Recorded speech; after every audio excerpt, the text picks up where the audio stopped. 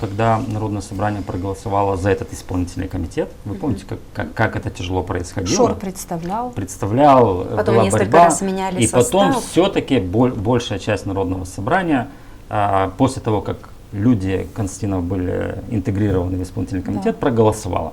И одно из главных оправданий, почему было так сделано, исполнительный комитет будет реформирован, будет оптимизирован. И это даже было написано в документе, что в течение нескольких месяцев должен быть представлен оптимизированный состав исполнительного комитета.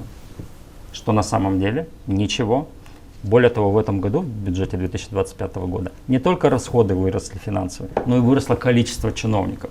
То есть с этим Народным собранием не будет никакой реакции на то, что вытворяет исполнительный комитет. И исполнительный комитет это прекрасно знает. Поэтому все вот это безобразие, оно будет продолжаться, пока Дмитрий Константинов и те, кто его поддерживают, будут у власти в Народном собрании. Здесь нужно четкий себе ответ дать однозначно и даже не думать о чем-то другом.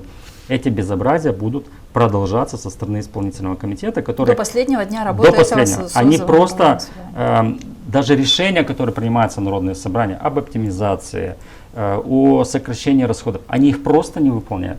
Просто не выполняют постановление Народного собрания.